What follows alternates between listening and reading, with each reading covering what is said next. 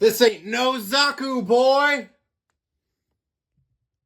Low-hanging fruit aside, what's up everybody? It's Oofsky, and today we are looking at a absolute icon of Mobile Suit Gundam. We are looking at the one and only, the Blue Giant, Ron Burrell's personal mobile suit, the Gouf. And not just any Gouf, this is the Master Grade Gouf, the second iteration to be exact, originally released in 2009. And today we are going to see what this handsome guy is about. I'm really excited myself.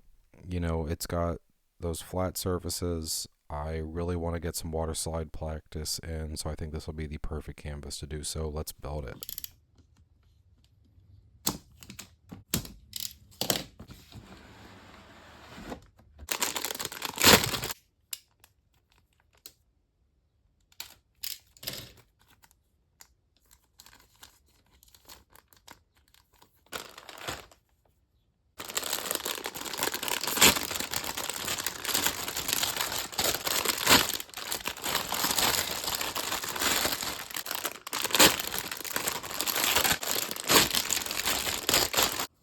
Rip.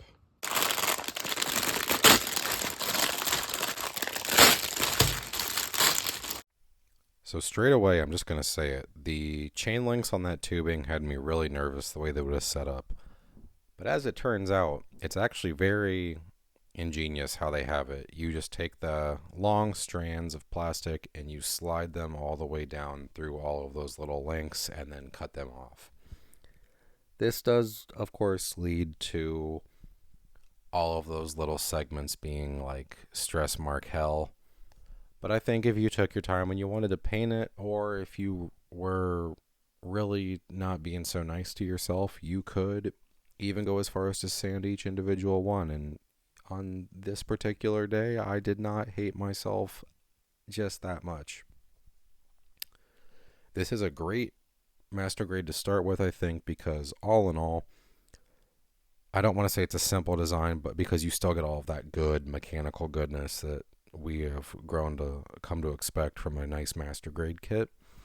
But it's fairly straightforward, and you have those large swaths of armor panels that just pop on over top. So it's really nice. As you'll see in the next segment, when it's displayed with some of the armor half on, half off, I think there's a lot of really cool display options available to you if you want to do like a cross section like in an art book. I think that would be well within your right, and it would look really nice. And here's that section. Like I said, we've got the armor on one and on the other. You can see that those armor panels are very flat and they really hug the overall shape, and they just go on there and it's perfect. Skirting wasn't my favorite just because of how high the connection is on the side. It pops off a little bit, and I love that little cage over the shoulder pauldron. There's a lot of really nice details in here in this exoskeleton, and it's a bit of a shame you have to cover it up, but that doesn't mean you have to cover it up.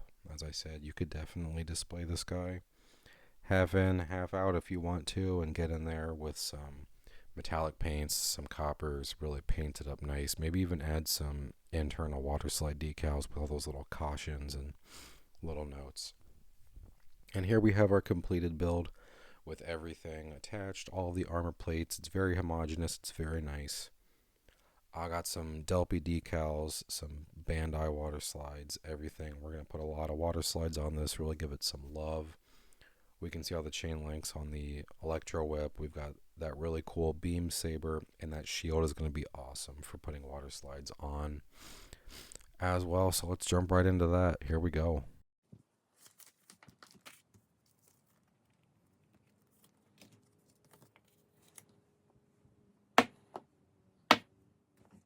Making its debut in the Mobile Suit Gundam anime and piloted by Zeon Lieutenant Ron Burrell, the Gouf was a short production run mobile suit that was meant to have a heavier focus on terrestrial combat in lieu of space, as the Zaku was beginning to show its age in light of having the Federation's RX-78-2 Gundam sprung upon them.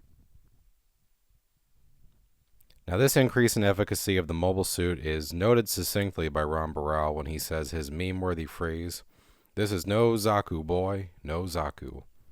The Gouf, being more than equal to the RX-78-2, enabled Rao to use his superior piloting and military knowledge to gain the upper hand on Amuro and the Gundam. This allowed for his squadron to harass the White Base and the Federation troops for a long period of time. Now equipped with a heat saber, shield, and machine gun fingers, and even a heat whip that could also emit electrical shocks to do devastating damage, the Gouf was armed to the teeth and ready to take on anything. Now the issue was that the Gouf ended up having a very high production cost.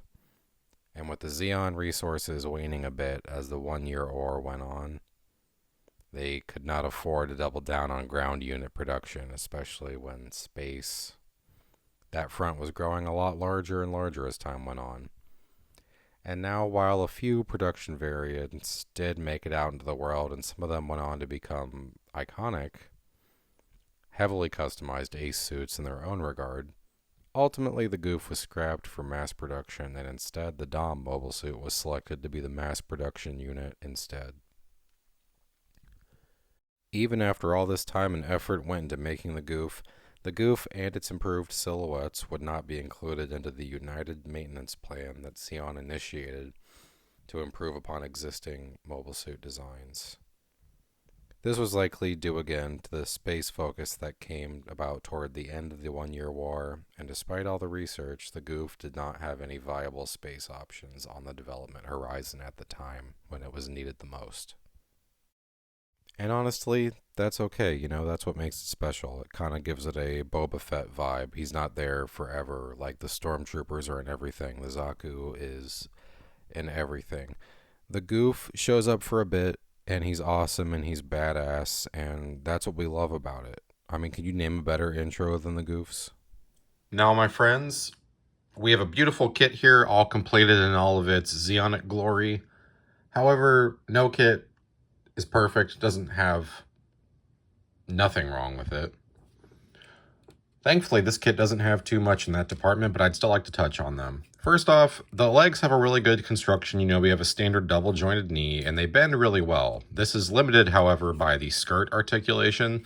These side skirtings pop off very easily, and that becomes a major detractor from being able to really utilize that full range of motion, which stinks, because I think otherwise it would move pretty well. My next complaint is that while I do like these articulate hands, they just don't hold the sword very well, which, again, I made it work, but if you were like pretty dead set on this, maybe just glue it. I'm not going to myself.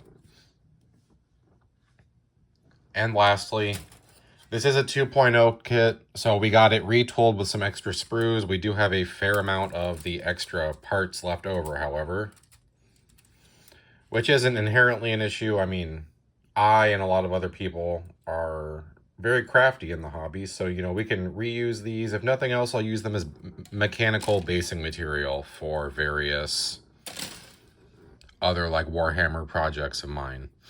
Same here. I could see how maybe this would be a detractor, though, should you not be so crafty. Maybe this is a newer kit for you. You're newer to the hobby. You get to the end and you're like, wow, look at all this useless junk. Or at the more extreme cases, you might get done and be like, well, I've missed a step.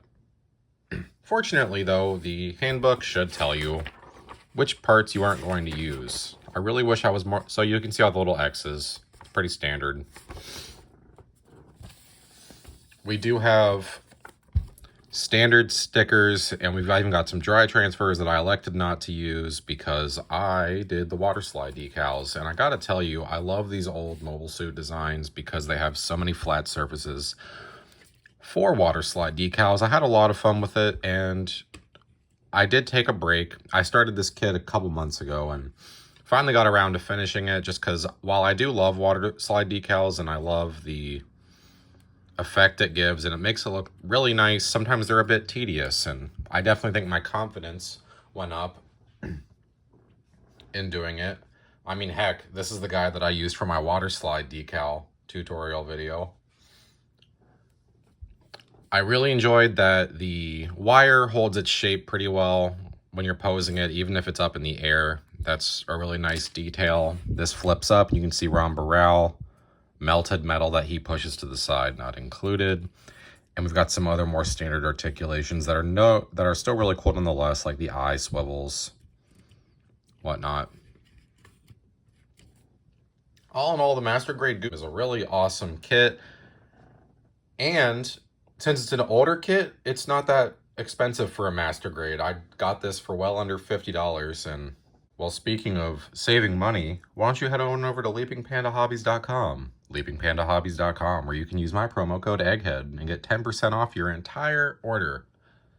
No matter what you're buying, you can get yourself a nice Master Grade Gouf. Apologies if I've called it the custom at any point in this video. It's a bad habit of mine I'm trying to break. Master Grade Gouf 2.0. We got a lot of cool new restocks. We've got the Casualties of the Warehouse. We've got the Private Warehouse, which has lots of different cool third-party kits.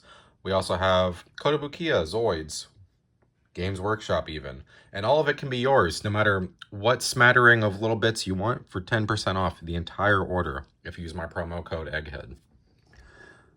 The fine folks over at leapingpandahobbies.com really are great, and they're really committed to growing the hobby and making it accessible for everyone. And I love that. I'm all about accessibility on the channel. And I think everyone should get to build awesome kits like this if you're so interested. And for a good price. If you haven't considered liking and subscribing yet, I hope you'd consider doing so if you're new to the channel. Really helps me out, helps me get more views. I'm only 25 subs away from getting that community tab. Then we're going to have a nice poll. You guys can vote on a Gundam base or a premium Bandai kit that I will build and review. And you guys get to decide, and we'll have more of that coming as the channel continues to grow. For those of you that have been watching for a while, thank you. What are you guys working on right now? I say it every time, but I always have way too many projects going at once, and I wonder if anyone else does, or if you're more hyper-focused and working on something cool, I'd love to hear about it. As always, thank you guys so much for watching, and I will catch you later this week with another video.